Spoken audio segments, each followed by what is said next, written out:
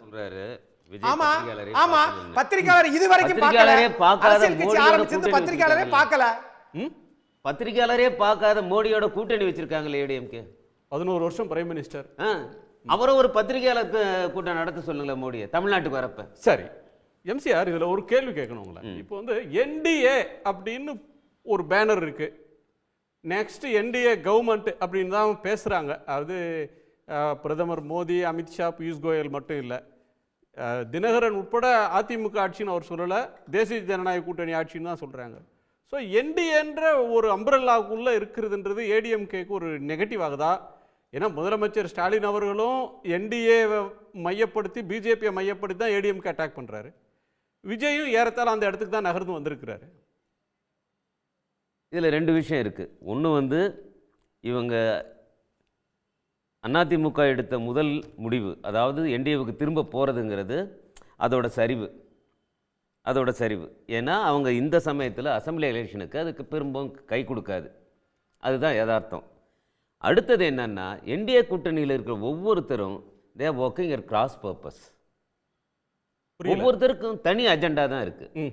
சேர்ந்து நம்ம வெற்றி பெறணும் அப்படிங்கிறது மேலோட்டமாக இருந்தாலும் அதற்கான உழைப்பும் அதற்கான ஒற்றுமையும் அதற்கான கோஆர்டினேஷனும் இதுவரைக்கும் தெரியல. Everybody has a different agenda. என்ன அஜெண்டா இருக்கு? பிஜேபிக்கு என்ன அஜெண்டா? எடப்பாடி பழனிசாமி தான் எங்க முதலமைச்சர் வேட்பாளர்ன்றாங்க. தினகரன் நான் ஒரு நாளும் ஏத்துக்க மாட்டேன், தூக்கு போட்டாலும் தூக்கு போட்டு பெறலாம் சொன்னவர் வந்து அந்த இடத்துக்கு உட்கார்ந்துருக்கிறாரு. அம்மாவின் பிள்ளைகள் ஒன்று சேர்ந்திருக்கு. எல்லாரோட அஜெண்டாவும் எடப்பாடி பழனிசாமி அவர்களை முதலமைச்சராகிறது தான் சார் சொல்றாங்க. ஆனா செயல்பாட்டில் இல்லையே. ஏன் எடப்பாடி பழனிசாமி ஆட்சியில் அதிமுக ஆட்சின்னு ஏன் சொல்ல மாட்டேங்கிறாங்க? அப்ப அவங்க தானே சார் சிஎம் ஃபேஸ்.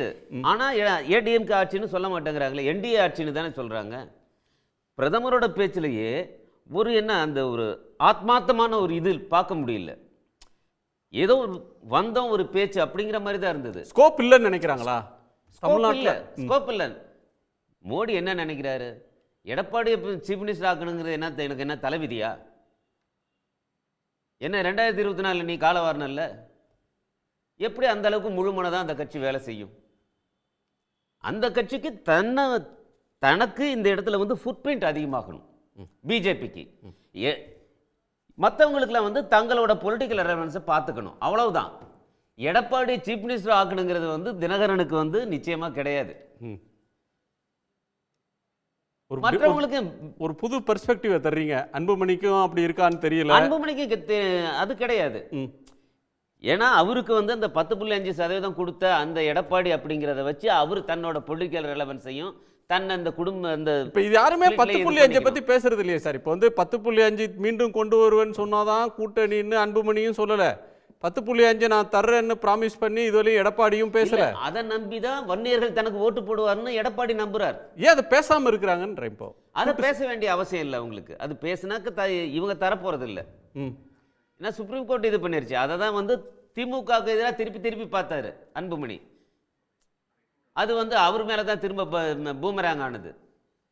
ஸோ அன்புமணிக்கு அது வந்து எடுபடாத ஒன்றா போயிடுச்சு. அதுக்கு வாய்ப்பே கிடையாது. வேணா ஒரு 10-11 அதை சேர்த்துக்கலாம், ஒரு சார்ட்டர் ஆஃப் டிமாண்ட்ஸ் அப்படிங்கிறது. அதுதானே பிரைமரி அஜெண்டா அவங்களுக்கு வந்து. இதுதான் அதை ஒரு நிபந்தனையாக வைத்து தான் போன முறை என்ன சொன்னாங்க, எங்களுக்கு சீட்டு எத்தனை சீட்டு கொடுத்தா கூட பரவாயில்ல, நாங்கள் வந்து நம்பர்ஸ் வந்து எங்களுக்கு இம்மெட்டீரியல். 10.5க்கு எடப்பாடி கையெழுத்து போட்டார். நாங்கள் என்ன சொல்கிறோமோ என்ன சீட்டு கொடுத்தாலும் ஏற்றுக்கிறோம்னு டாக்டர் அவர்கள் ஏற்றுக்கொண்டாருனாங்க. அதை பேசினப்ப அவங்களாம் ஒன்றா இருந்தாங்க. இன்னைக்கு ரெண்டாக பிரிஞ்சிருக்காங்க. ஸோ இவருக்கு அப்பாவை தாண்டி தன்னை வந்து தன்னை வலுப்படுத்திக்கணும். சரி சார், இந்த விஜயை வந்து 3வது ஆண்டு அதை எப்படி நடத்தணுன்றது அவங்க விருப்பம். அது பெரிய மாநாடு போட்டு நடத்தலாம், அல்லது 3 நிமிஷம் டான்ஸ் ஆடி நடத்தலாம், ஒரு 300 பேரை கூப்பிட்டு நடத்தலாம். அது அவங்க கட்சியோட ஸ்டைல் ஆஃப் ஃபங்க்ஷனிங். ஆனால் சப்ஸ்டன்ஸ் வந்து தமிழ்நாட்டு மக்கள் ஒவ்வொரு வீட்லேயும் ஓட்டுருக்கு, நாங்கள் தான் ஒரே ஆல்டர்னேட்டு, வையபிள் ஆல்டர்னேட், எங்கள் கவர்மெண்ட் தான் அடுத்து, இவ்வளவு தமிழ்நாட்டு மக்களுடைய ஒரே பிரதிநிதி தாவேக்கா அப்படின்றது வந்து ஒரு டால் கிளைமாக பார்க்குறீங்களா, இல்லை ஒரு ரியலிஸ்டிக்கான ஒன்று அப்படி தன்னை பொசிஷன் பண்ணுறாங்கன்னு பார்க்குறீங்களா? இல்லை, அந்த அளவுக்கு ஒரு பெரிய அசாத்திய தன்னம்பிக்கை இருக்கிறதுக்கு விஜயை பாராட்டணும். என்ன எந்த அளவுக்கு? ஏன்னா இதுக்கு முன்னாடி என்ன அளவுகோலை வச்சு அவர் சொல்கிறாரு அது யாருக்கும் தெரியாது. வர சர்வேக்களை வச்செல்லாம் நம்ம சொல்ல முடியாது. அது என்னத்தை காட்டுதுன்னா, ஒன்று பொலிட்டிக்கல் கல்ச்சரோட டீஜெனரேஷன், இன்னொன்று வந்து பொலிட்டிக்கல் இன்ஃபன்டைலிசம். ரெண்டும் கொஞ்சம் புரியும்படியாக சொல்லுங்களேன். அந்த இன்ஃபன்டைலிசம் என்னன்னா, ஒரு தன் தலைவன் தன்முனைப்பா தன்னை வழிபாட்டு பொருளாக தன்னோட தொண்டர்கள்ட்ட கொடுக்கறது. ஒரு ரேஷனல், ஒரு பகுத்தறிவு, ஒரு அறிவுபூர்வமான ஒரு விவாதம், ஒரு அரசியல் உரையாடல் அப்படிங்கிறது கிடையாது.